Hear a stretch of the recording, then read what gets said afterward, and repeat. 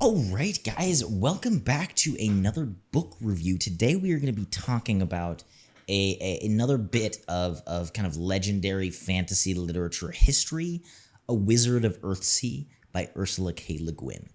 Now, I had not even heard of Ursula K. Le Guin until I started reading this book. A friend of mine gave it to me. She was like, look, just read it. It's different. And it was wholly unique. Now, I realized that I'm on my reading journey here and I haven't read like most fantasy books, but even then I feel like this book was just entirely unique. The world, the pacing, the writing style, all of it. It was something that I'd never really experienced before, and I think that made it just all the more fascinating and draw you in. So let's start first with just kind of the writing overall. It's very different. This book was written a little older, so it's not as contemporary as other fantasy books that people are reading or writing. But also on top of that, I feel like the writing style very much harkened back to Tolkien epic poetry, kind of more your classical literature. It was very third-person omniscient, very distant.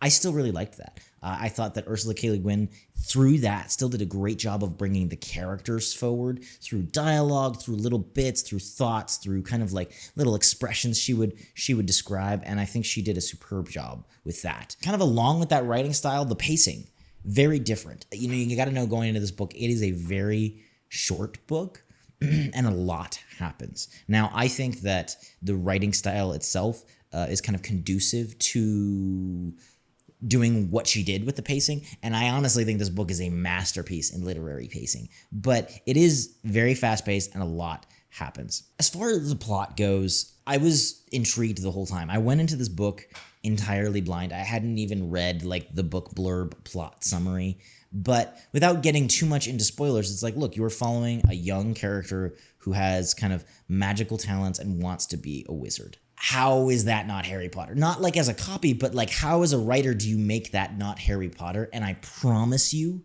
it's nothing like Harry Potter. It is so its own thing. It has its own character. Its take on the magic system, the world, the interactions between characters, the way that the magic works. Even Ged himself, who is our protagonist, our main character, so unique. And I think that's what I loved about this book the most, is that it felt like I was truly delving into a fantasy world unlike anything I'd ever seen. The world itself, and once again, this is not a spoiler, but the world itself, Earthsea, is, if you look at the map, first page of the book, and I'm so glad I had a physical book, it wasn't an audiobook, because I really did look at that map a lot.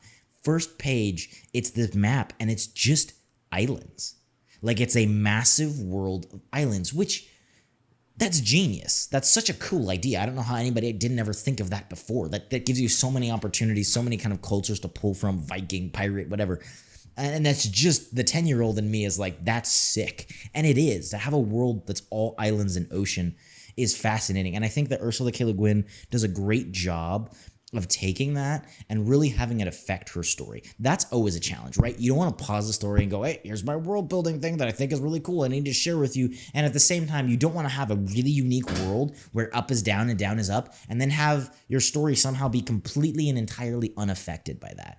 I think Ursula K. Le Guin found the perfect balance. You see the nautical inspiration throughout every aspect of her story, throughout the culture, throughout the way that magic is used, the kind of magic is used, her descriptions, the isles, and it was really cool. There were separate cultures and countries and different things that you could see throughout it, but it all had this undertone of the sea, which kind of changed everything. I really liked the side characters. Like I said, it's a very short read, and you know, I struggled with it because I'm a very slow reader, but it's a very short read, and I still think in that they were able to have side characters that felt kind of whole and fleshed out without kind of dominating page time, screen time, book time. And I thought that was really cool. You have this world that's populated, but it's also very much a character study on Ged, and I think that was perfect. If you're into the kind of classic tropes of fantasy, you want dragons, you want magic, you just want some cool adventure, there's plenty of that too. This is not some slow burn, anything like that. I do suggest not learning anything about it. Like, don't read the book blurb. I'm telling you less than any promotional material will tell you, and I loved it because of that. I just opened the book and you're just on a ride and you don't really know where it's going. You don't know how it's going to go. And I promise you, you won't know how it's going to end. And I think that's the genius of it. So yeah, I would say A Wizard of Earthsea, it was just a really, really like fun. I heard somebody describe it as a cozy fantasy, and it weirdly is.